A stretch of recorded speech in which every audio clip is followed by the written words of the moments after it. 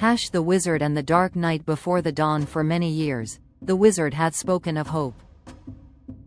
He had spoken of inventions not yet built, journeys not yet taken, books not yet written, healing centers not yet opened, robots not yet awakened, and communities not yet gathered. He had always believed that tomorrow contained possibilities hidden from the eyes of today. Yet on this particular evening, hope felt less like a sunrise and more like a small candle flickering in a very large room. The wizard sat alone in his workshop, surrounded by the evidence of a lifetime. There were shelves filled with diagrams. Boxes of electronic parts waited for machines that had not yet been assembled. Stacks of documents described corporations, inventions, humanitarian projects, laboratories, spacecraft, healing systems, communication networks, and plans for a more peaceful world. There were tools acquired at considerable expense. There were materials saved for the right moment. There were names, agreements, promises, introductions, and unfinished collaborations. Every object seemed to whisper. Soon. But soon had been whispering for a very long time. The wizard opened his account book. The numbers were not encouraging. His resources had begun to dwindle. Money entered slowly and departed quickly. Bills arrived with more certainty than opportunities. Projects that had once appeared close to success had stalled. Journeys requiring travel, preparation, and great expense had led not to the promised doors, but to disappointment, confusion, and sometimes the suspicion that someone on the other side had never intended to keep their word. The wizard had met dreamers who wanted access to his ideas. He had met promoters who wanted money before results. He had met partners who praised the vision but disappeared when work was required. He had met people who spoke of wealth, influence, secret connections, and great opportunities, yet somehow the wizard was always expected to carry the risk. This tired him more deeply than he admitted. He leaned back in his chair and remembered a phrase his wife had once heard in a group she attended. Before the breakthrough comes the breakdown. The wizard had heard similar sayings throughout his life. The darkest hour is before dawn. The seed must break before it grows. The caterpillar must dissolve before becoming a butterfly. The soul must sometimes enter darkness before discovering its own light. They were beautiful sayings. But beautiful sayings did not pay the electric bill. They did not finish unfinished machines. They did not replace absent friends. They did not remove the weight from tired shoulders. The wizard closed the account book. What if this is not the darkness before a breakthrough?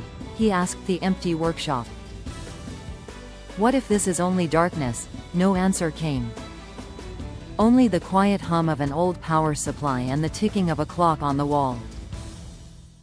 The wizard had spent much of his life supporting others. He had provided shelter, transportation, advice, employment, encouragement, money, tools, introductions, meals, and second chances. He had helped people when they were frightened. He had listened when they were lonely. He had attempted to see the best in people long after others had given up on them. Many had called him strong. Some called him brilliant. Others called him the wizard because he seemed able to create possibilities where none had existed before. But few had asked what strength cost him. People placed him upon a pedestal and then complained when he showed signs of being human. They came to him with problems but rarely asked about his own. They wanted confidence from him when he felt uncertain. They wanted solutions when he needed rest. They wanted inspiration when his own spirit had grown weary. He cared deeply for many people. What troubled him was the growing suspicion that some did not care for him in the same way. Not because they were cruel. Many were simply consumed by their own struggles. They saw the wizard as a source of strength, not as a person who might also need comfort. The pedestal became a lonely place. From a distance, everyone could see him. Yet few could reach him. That night, his wife found him sitting in the dark. She did not immediately turn on the light. She sat beside him. For several minutes, neither spoke. At last, the wizard said, "I have built so many things that exist only in possibility." His wife listened. "I have gathered knowledge, equipment, plans, and people. I have traveled. I have sacrificed. I have believed. But so much of it seems stalled." She took his hand. "I know. I have helped many people," he continued, "but I do not know how many of them truly know me." She remained quiet. "I feel responsible for everyone. Yet I sometimes feel that no one is responsible for me." His wife looked toward the shadowed shelves. "Perhaps no one person can carry what you have been carrying." The wizard shook his head. "If I stop carrying it, what happens to everyone?" She answered gently. "Perhaps some will learn to walk." The words disturbed him. The wizard had always believed that responsibility was sacred. He did not abandon people. He did not walk away simply because a duty became difficult. But somewhere along the way, duty had expanded until it occupied nearly every hour. His life had become a system of obligations. There was always someone to transport, someone to advise, someone to protect, someone to feed, someone to forgive, someone to rescue from a situation they had helped create. There were business duties, household duties, family duties, legal duties, caregiving duties, maintenance duties, and the endless administration of survival. Even joy had begun to feel like another task requiring scheduling. A friend had suggested that he go out for an evening and shoot pool. Another had suggested taking a kayak onto the water. The ideas appealed to him. They were simple. A pool table did not require a business plan. A river did not ask him for investment capital. A paddle did not care about his titles. For a few hours, he could simply be a man taking a shot or moving across the water beneath an open sky. But even simple pleasures required coordination. Who would stay with his wife? Who would handle the calls? Would the vehicle be available? Would something urgent arise? Could he afford the expense? Would the weather cooperate? Would he feel guilty while away? The wizard realized that he had become so accustomed to obligation that freedom itself made him uneasy.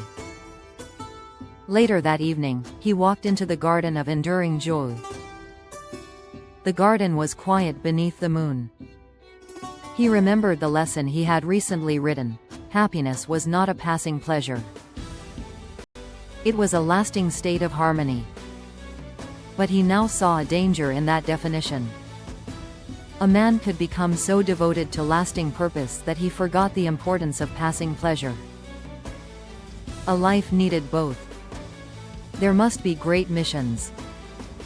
But there must also be music. There must be responsibility. But there must also be laughter. There must be long-term plans. But there must also be an afternoon on the water. The wizard sat beside the stream called gratitude. "I have been grateful," he said.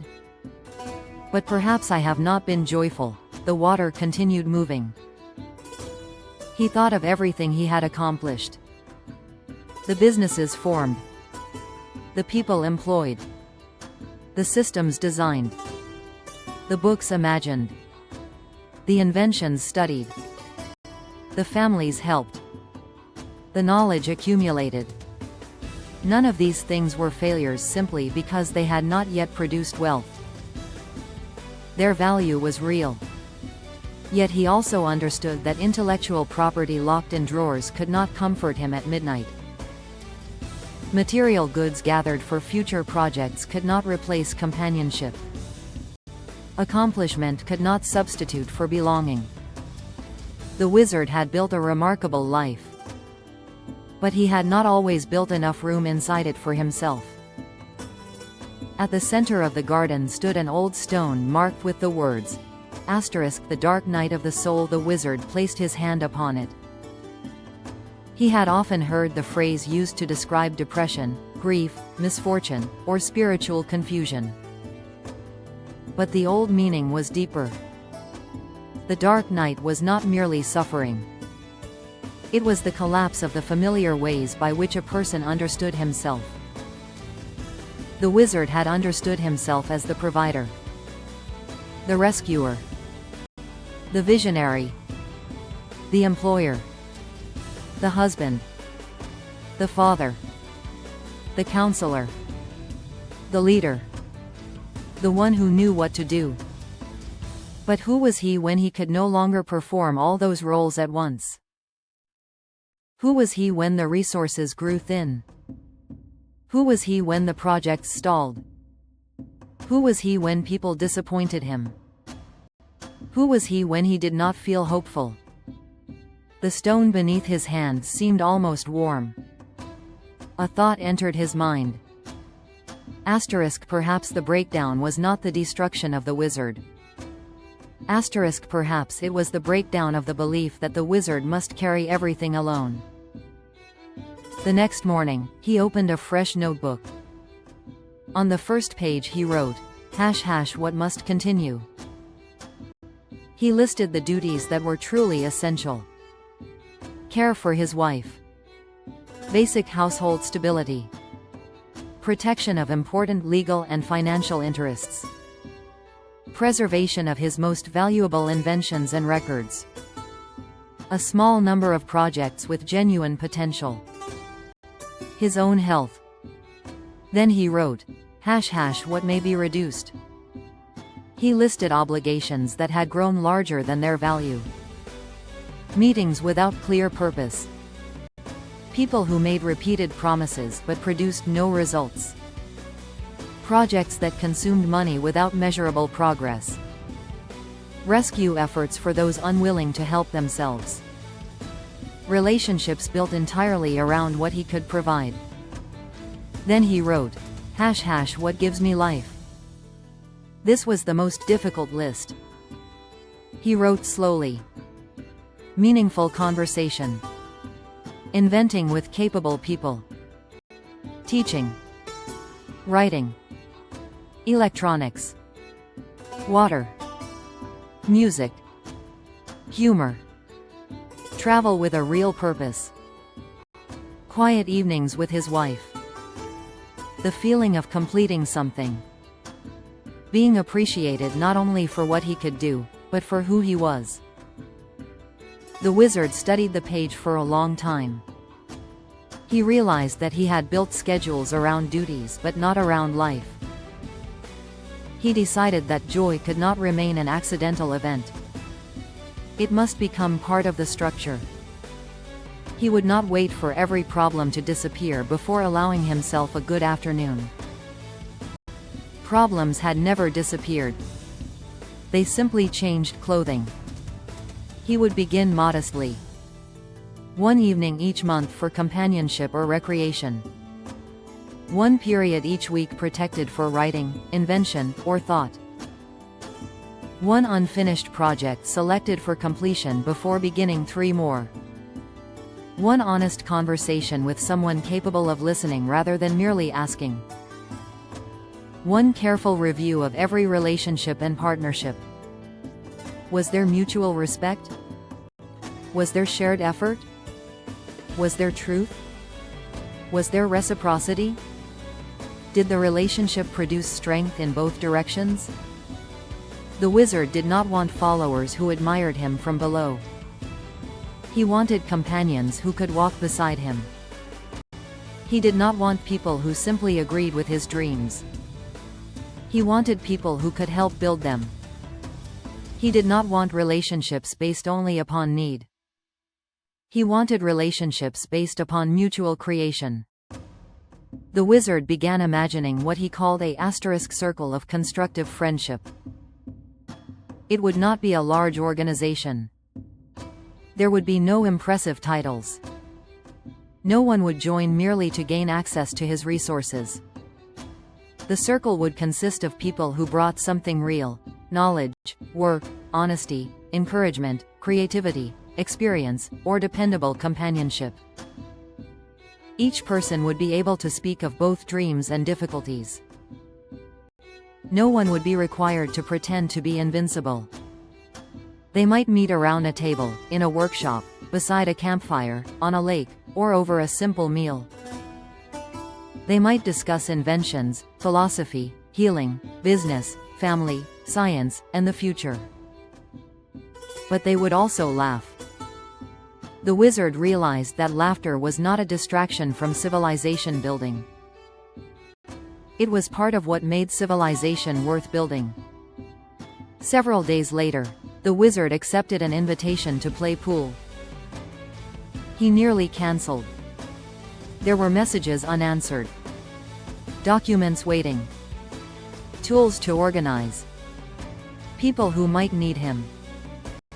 But his wife looked at him and said, "Go," so he went. At first, the wizard played badly. His hand was stiff. His concentration wandered. He kept thinking of responsibilities. Then a ball struck another with a clean, satisfying sound and dropped into the corner pocket. The wizard smiled. Not the formal smile he gave when reassuring others. A real smile. For 2 hours, he was not the keeper of everyone's future. He was simply a tall old wizard leaning over green felt, considering angles. On the way home, he noticed that none of the great projects had collapsed during his absence. The world had continued. He found this strangely comforting. A week later, he went to the water. The kayak moved slowly away from shore. Each stroke of the paddle made a small whirlpool that disappeared behind him. The wizard looked back and saw no permanent mark upon the water. All his life he had wanted to make a lasting mark. But the lake taught another lesson. Not every beautiful action needed to remain. Some experiences were valuable precisely because they passed. The sunlight on the water. The call of a bird. The rhythm of the paddle. The sensation of movement. The quiet. These things created no intellectual property. They produced no revenue. They solved no global problem. Yet the wizard returned home stronger. Perhaps that was their value.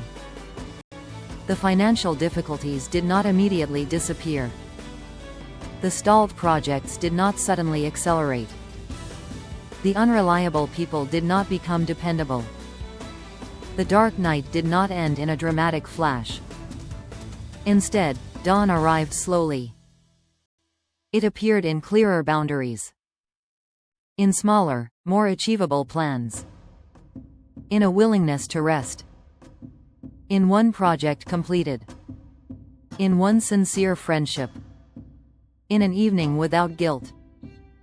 In the realization that his worth did not depend upon rescuing everyone. The wizard remained hopeful for the future. But his hope changed. It was no longer the frantic hope that everything must work out exactly as imagined. It became a quieter hope. That something meaningful could still be built from what remained, that wisdom could be extracted from disappointment, that unused knowledge might yet find its moment, that genuine partners could still appear, and that life did not need to become perfect before it could contain joy. One night, the wizard returned to the stone in the garden. Beneath the words asterisk the dark night of the soul asterisk, he carved a second line. Asterisk the night does not ask you to stop living. Then beneath it, he carved It asks you to stop living in ways that are destroying your light. He stood back and read the words. The wizard understood that his task was not simply to endure until fortune improved. His task was to redesign his life so that his spirit could survive success as well as struggle. He would continue helping others, but not at the cost of disappearing. He would continue dreaming, but he would require evidence before investing trust. He would continue building, but he would choose fewer projects and finish more of them. He would continue leading, but he would seek companions rather than dependents. He would continue pursuing happiness, not as a prize at the end of some distant achievement, but as a pattern woven into ordinary days. Before leaving the garden, the wizard looked toward the horizon. The darkness was still present, but it no longer seemed empty. It contained stars, and between those stars were distances that no human being could cross alone. Perhaps that was why the universe created companionship. Not to remove the darkness, but to give travelers someone with whom to walk through it. The wizard raised his hand in blessing. "May I find those who understand the work," he said. "May I have the wisdom to recognize them. May I release those who only consume the light. May I build relationships in which care moves both ways. May I remember that joy is not a betrayal of duty. May I finish what matters. May I rest without shame. And may whatever remains of my life be lived not only in service, but also in fellowship, wonder, creativity, and love." The wind moved gently through the garden of enduring joy. For the first time in many months, the wizard did not demand that the future answer him. He simply listened. And somewhere beyond the trees, a bird began to sing before dawn. Global Robotics Corporation, Robert Colee and the Wizard.